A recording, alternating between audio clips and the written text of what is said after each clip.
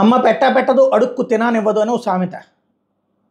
Telugu Desam party హయాంలో అయినా YSR Congress party హయాంలోనైనా సరే నేరస్తుడికి ఒక భయం రావాలి అని కోరుకుంటాం. ఆ భయం పుట్టల. దాని పర్యవసానం గతంలో అనేక అత్యాచారాలు, హత్యలు. ఆ టైంలో అదేంటే మేము చట్టబద్ధంగా శిక్షించాం కదా అన్నారు. కానీ చట్టం పరంగా చూసుకుంటే ఏళ్ల తరబడి సాగినాయి. ఆగినాయి అంటే ఆగల.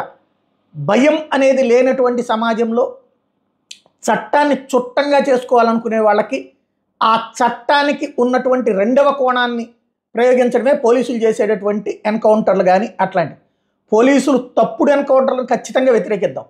కానీ ఒక ముక్కు పచ్చలారని బాలిక ప్రాణాలు తీసి అత్యాచారం చేసి హత్య చేసినటువంటిది మైనర్లు అయితే సరే వాళ్ళని ఎన్కౌంటర్ చేస్తే తప్పడదు. ఎందుకంటే వాళ్ళ వయసు రీత్యా వాళ్ళకి తెలియదు, వాళ్ళకి కౌన్సిలింగ్ ఇవ్వాలి కానీ అన్నట్టు. కానీ తెలిసి వాళ్ళ మేనమామ చేసినటువంటి దారుణ కృత్యం, హుస్సేన్ అనేటువంటి వ్యక్తి చేసినటువంటి దారుణ కృత్యానికి మొక్కలు చేసి మృతదేహాన్ని ఎక్కడికక్కడ పడేసినటువంటి విషయం, ఆ బాడీ కూడా ఇవాళ దాకా దొరకనివ్వనటువంటి అంశం ఏదైతే ఉందో దాంట్లో అతన్ని నిన్న వెళ్తూ ఉండగా చచ్చిపోయాడు, లేదా గాయపడి ఆ తర్వాత ఆసుపత్రిలో చచ్చిపోయాడు. సాక్షి దాన్ని లాకప్ డెత్ అంటూ ఒక దళితుడి లాకప్ డెత్ అని రాశారు. చచ్చిపోయింది ఎవరు మరి? చంపింది ఎవరు?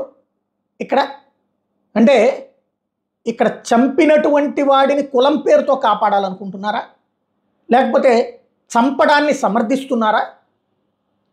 ఈవేళ ఆ ఘటన విన్నటువంటి ప్రతి ఒక్కళ్ళకి, ప్రతి ఒక్క ఆడపిల్లకి, ప్రతి ఒక్క ఆడపిల్ల తల్లిదండ్రులకి గుండెలు రగిలిపోతున్నాయి. ఏం చేయలేకపోతుంది అన్నటువంటి కోపం వచ్చింది ప్రభుత్వం మీద.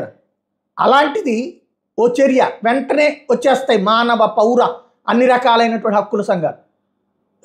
వీళ్ళెవరు జడ్జిమెంట్ ఇవ్వడానికి అన్నట్టు. వీళ్ళెవరూ కాదు, సమాజం అన్నటువంటి దాన్ని అస్థిరపరిచి భయపెట్టి అకృత్యాలు చేసేటటువంటి వాళ్ళ విషయంలో పత్రికలు మనం చేతనైతే సమర్థిద్దాం, లేదా వదిలేద్దాం, సైలెంట్గా ఉందాం.